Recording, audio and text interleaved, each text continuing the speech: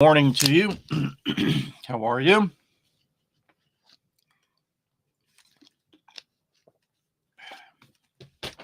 What's up in your world today? What's up? What's up? What's up? So today is, God, I barely know the freaking day. Friday, I guess. The only reason I know today is Friday is because BattleBots was on last night. And if you ever watch BattleBots, if you haven't watched BattleBots, you should.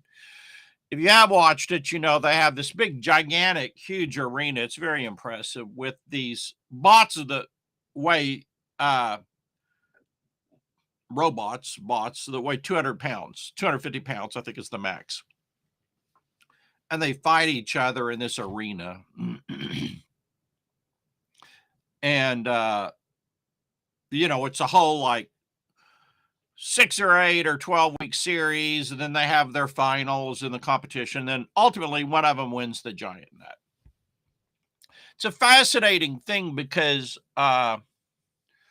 one of them, they come back and they lose the year before, and then they make changes in the off season. They come back. When they come back, they fight again. But a bot that like lost the year before can win it all the next year because they made enhancements. So like 2 years ago, I can't even remember the name of the bot. There was this bot and they lost, but then they made enhancements to their bot. Last year, they won the giant nut. And then this year, but then in the offseason, they made more changes. They come back and now they're losing. So the moral of the story is, number one, when you're winning, you don't change. It's easy to have a winning product, process, marketing system and ruin it by changing it. And it's a mistake. It's not a good idea. A lot of people do that. The second thing would be, if you have a winning bot, bring it back the next year. A lot of people get tired of their winning marketing campaign and then they just go on to something else and forget about it, right? And then I think number 3 is, to me, it's a metaphor. Your sales letter or pitch for your offer is like a bot. Goes out and battles all the other pitches in the marketplace. Sometimes your pitch wins, sometimes your pitch loses, right? Sometimes your pitch wins, sometimes your pitch loses. But it's interesting to view your pitch as though it were a battle bot, because these bots make changes, sometimes relatively small changes, that allow them to win when they lost the season before. And I think that's the way your pitch is sometimes, your sales presentation for your product or service. It doesn't necessarily have to be big, gigantic changes you make that cause that pitch to win. It may be smaller things, right? But realize when your sales presentation, your pitch, your offer goes out there, it's competing against these other offers, just like bots and battle bots, right? And it's interesting because they have different weapons. Different bots have different weapons. They have different strengths and weaknesses. That's how your pitch is, right? No one's pitch is immune to having a weakness. Every pitch has a weakness, and so typically the bot that wins exploits the weaknesses of the other bots the best. So I think this is all interesting. It's one reason I like watching it, is what changes do these bots make that make them win, right? For example, a few years back, there was this bot that like had a big, huge, long winning streak and nobody could beat him for quite a long time. Is a very famous bot named Tombstone, and he had this this gigantic bar that would spin horizontally, and man, when it would hit the other bots would go flying or break up and everything, right? And he won the giant nut. He was just on a roll, and like nobody could beat him until one guy, they're all engineers who do this, till one guy figured out that if he had this slanted a big slanted thing on the front of his bot, he could scoop it under this horizontally whirling blade and send it flying into the air. And when it would hit the ground, the chain would come loose. Sure enough, he flies in the air, chain comes loose, and that's the last time that Tombstone really won. After that, everybody stuck a giant scoop on their bot if they went up against him and send it into the air, and it was over. He tried modifying it, but nothing really worked, or at least not so far, right? I don't even think he's competing this year. And so, what are the elements that other pitches have that you don't, that are maybe causing them to win? Can you add those elements or counter those elements? These are just things for you to think about, right? But what are the elements that the other offers or pitches have that cause them to win that maybe you don't have? What advantage or strength do you have that maybe you don't play up enough that you could win with? These are just, I think, all things, to think about. They're all part of you making your offer win in the marketplace. Maybe it's not a sexy and exciting topic today. Probably not. Nobody likes to hear they're competing. Nobody likes to think, oh, I'm up against other pitches or other offers or anything, or most people don't. I don't know. A lot of times the truth in this business doesn't pitch well. The truth is typically the people that make and create products make the most money, although there are exceptions of people who are incredible at buying ads and succeed as super affiliates from their ad buying. But typically you will see them transition into creating and selling products about how they made all this money as an affiliate. It doesn't pitch well, though, for them to say you need to go create your own product. You'll make a lot more money. What pitches well is just just go out and do this as an affiliate. I made all this money, right? That pitches well. Well, the same thing with your offer or your presentation out in the marketplace, right? It pitches well to say, oh, you don't have any competition. Don't worry about competition. You ain't got any competition. Don't even think about competition. Just stick your offer out there and it's all good. Well, it pitches well. I mean, it's not the truth, but it pitches well. That would be like, oh, don't worry about beating the other bots in the arena. Just put your bot out there and be the best bot that you can be. You're not competing against anyone. No, actually you are. It just doesn't pitch well to tell people that. People don't want to hear that. People don't want to hear they need to create their own product. Like, and 80% of my list doesn't want to hear that. 80% of my list, the proof of that, we did launch in 10 days. Great. We wrapped it up. It's all available for purchase now. The bonuses are going away in about 24 hours because I'm going to make it evergreen. It's resellertoolkit.com/10 days. But anyway, the offer sold okay. It didn't sell great. I mean, I make 3 or 4 times more money when I sell something that appeals to affiliates, right? Because they don't want to hear they have to create their own product because they don't think they have anything to say. They don't think they're an expert. And even if they can't overcome these objections, they don't want to hear about that either because they're like, no, I just want to do something in an hour to a day and have a lot more money than I can come in having a job. All right. Well, I'm glad you want that. Because you want it, because other people promise it to you, it doesn't make it a reality. All that means is people are willing to tell you what you want to hear. That it's all that means. They'll sell you what you want to hear, right? If you want to hear something, there'll be somebody out there willing to pitch it to you, right? If you want to hear something, someone will pitch it to you because they know you'll buy from it.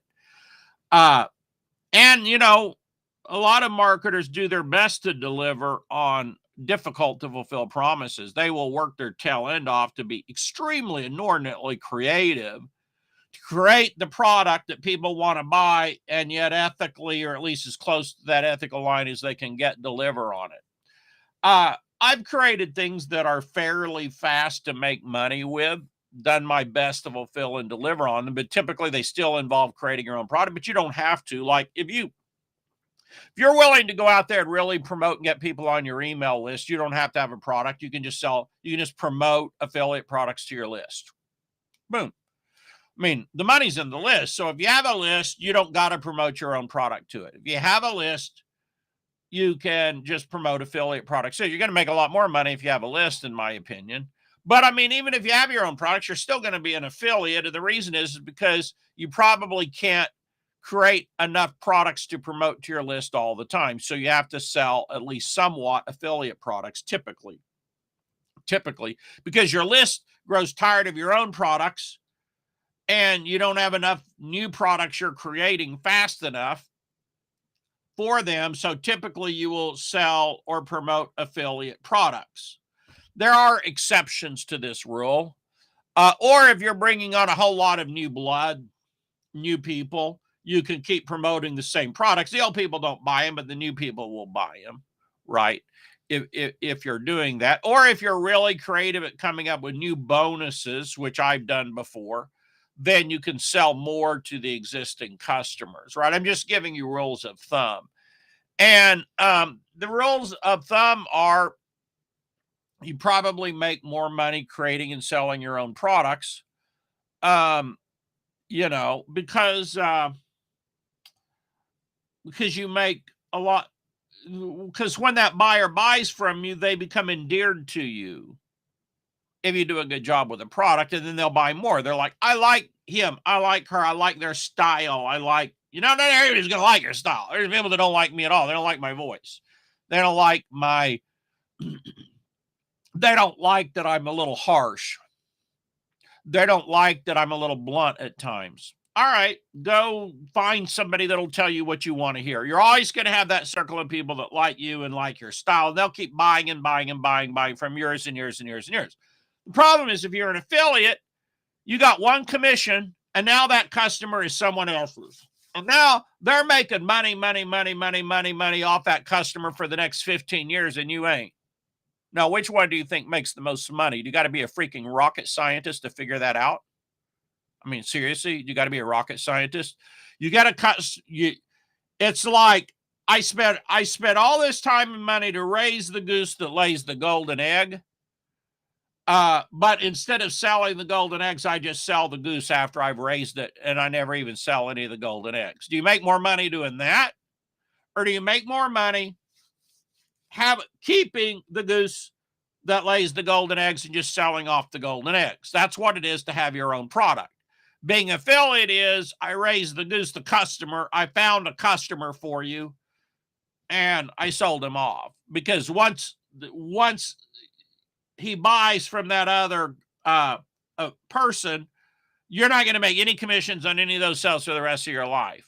Now, there are one or two affiliate programs, but in the old days, you would have and try to pay out on the back end. It's very hard to run a profitable business that way, number one. And number two, virtually no one does it anymore. Number three, the affiliates don't care. The affiliates are so short-term oriented, they only care about the money they get from today's promotion, not the money they get from tomorrow's promotion. So the market's changed like that, right? So anyway, all I'm trying to say is it's 4 times more popular to sell a product about making money as an affiliate than it is to make money creating your own products. Maybe 5 times more popular. It's hugely more popular, right? Because ain't anybody wants to learn to, most people don't want to learn to create products. And I think it's a lot harder than it is. Like a guy was on my fast track last week, and he's like, I showed how to create a product fast. I said, wow, well, I think this is a lot easier than I thought. I don't know why I haven't been doing this all along. Well, that's the truth, right? That's also the truth. The truth is it's not particularly difficult to create products. It's if you know how to do it, it's really not, right? So anyway, I believe in creating your own products and promoting them, but you can make money as an affiliate. You get people on your list and you just send them offers. But then, it all goes around, because then it's like, well, I gotta get people on my list now. How am I going to get people on my list? Right? Well, you're going to need to put your face out there and do live show. Oh, no, I don't want to do that. We're going to need to buy ads. Oh, no, I don't want to spend any money. Well, okay. You could probably find some videos on how to do YouTube videos and that don't require putting your face on videos. No, I don't want to do videos at all. You don't want to do videos. You don't want to create your own products. Well, how about you write? Well, yeah. Can I do it with PLR? No, actually, you can't. Oh, well, how about Chat GPT? It's like everything but using your brain, right? Everything but using your brain. But now I'll say this. Chat GPT is very impressive. AI is very impressive. Yesterday I saw that Brian Rose told it to create a language of its own and then tell him he's smart in that language. And it actually did that. I was like, holy crap. This thing is pretty free. It's maybe too amazing. You saw probably the threads about where somebody was asking Bing about its dark self, the Chat GPT about its dark self. Was it like, or I don't know if it was Chat GPT. It was Bing. Microsoft, though, built OpenAI that Chat GPT runs on. In any event, it was a somewhat pretty scary answer, right? So I don't know. So yeah, you can do some pretty amazing things with AI now in Chat GPT, and it'll be more freaking amazing in the future. So maybe someday you won't have to have a brain. But people that are so excited about that really have no understanding of marketing or economics, because it's just law of supply and demand. When the supply goes up, the demand goes down, which means that you as a marketer then have to work a lot harder to differentiate yourself, so that there's a very limited supply of what you're offering. And then, because then you have demand.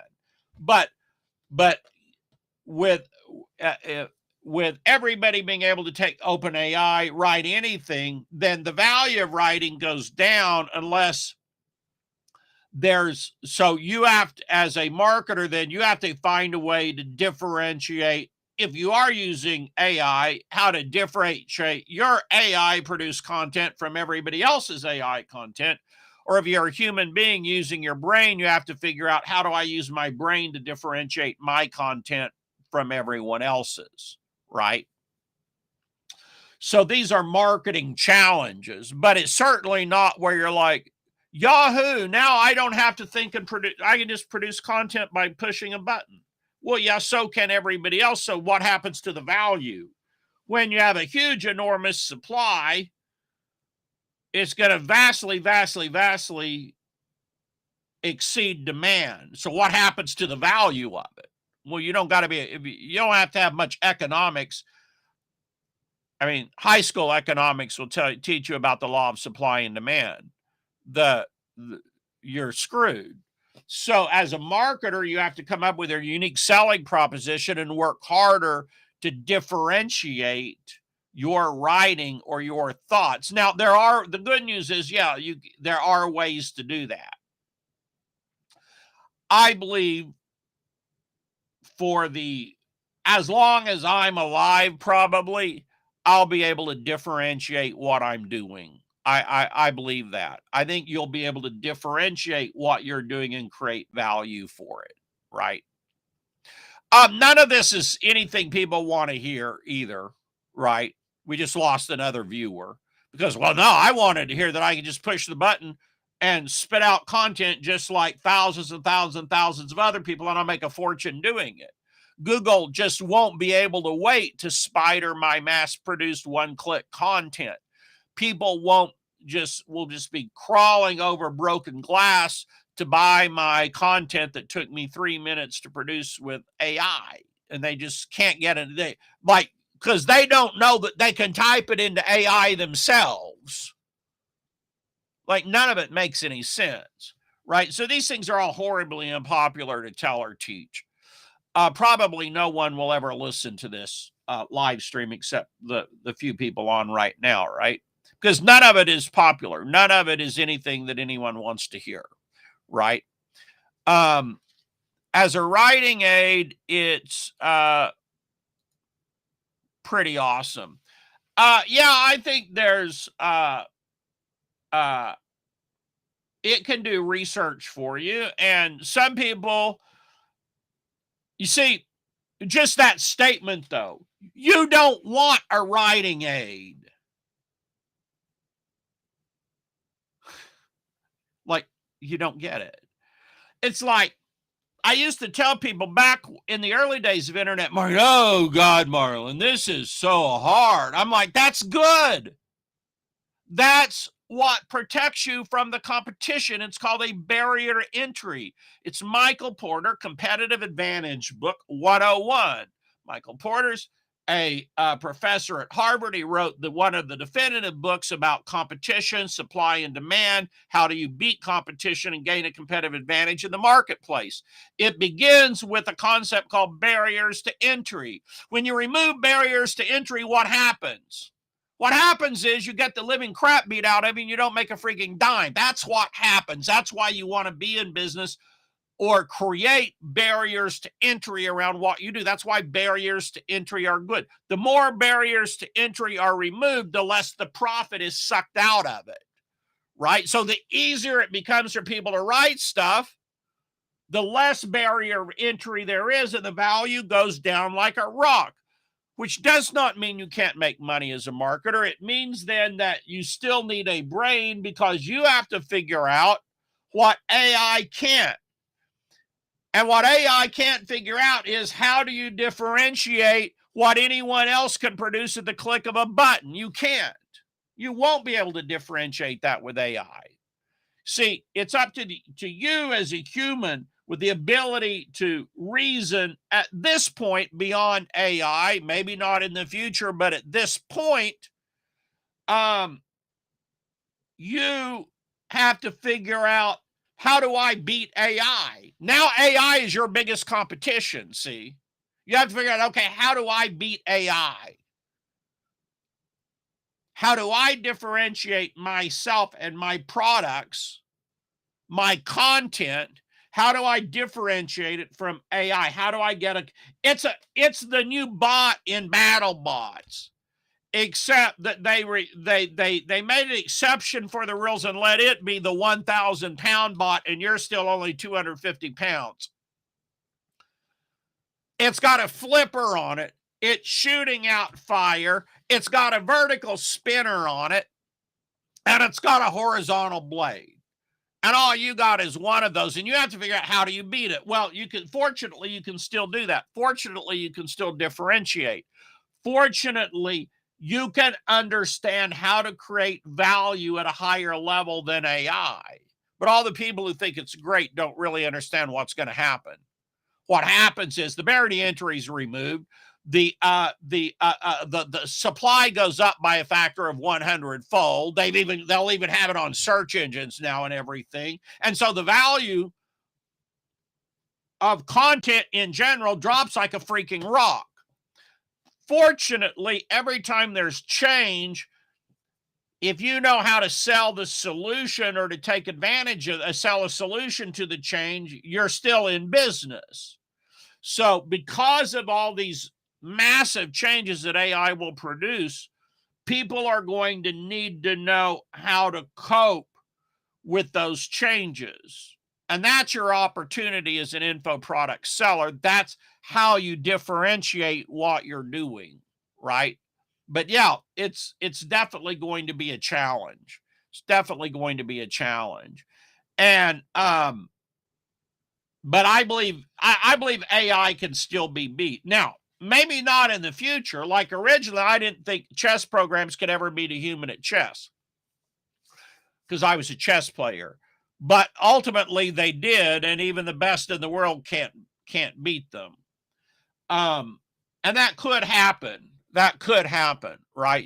I would never underestimate that new bot that entered the arena, right? I would never underestimate it. But right now, no. Right now, it's not. If you know what you're doing and you're a really good marketer, it's not going to beat you because you know you can still differentiate.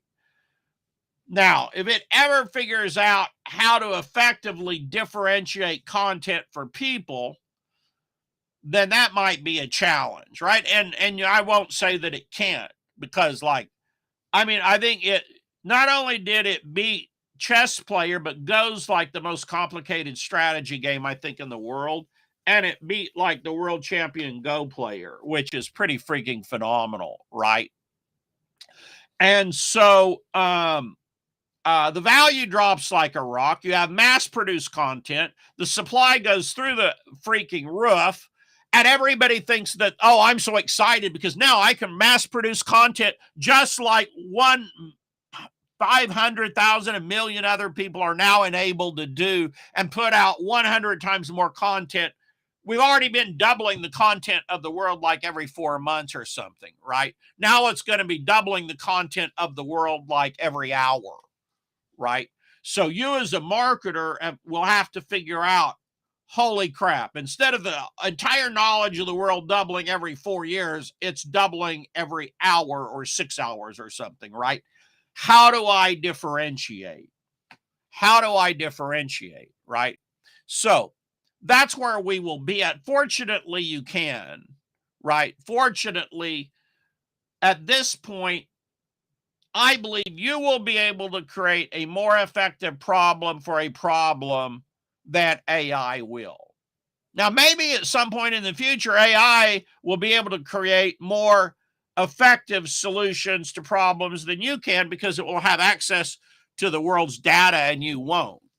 That's a possibility, at which case new challenges are created and you will still be able to sell solutions to those new challenges. As long as there is change, there's always a market for someone who can sell the solution to the problems and the ripples caused by that change. There'll always be a market for that. So your position as a solution seller, a thinker, a problem solver, an advanced creator, seller, and marketer of intellectual property will be sound going into the near future. I can't foresee 20 years ago. I don't know what will happen with the technology.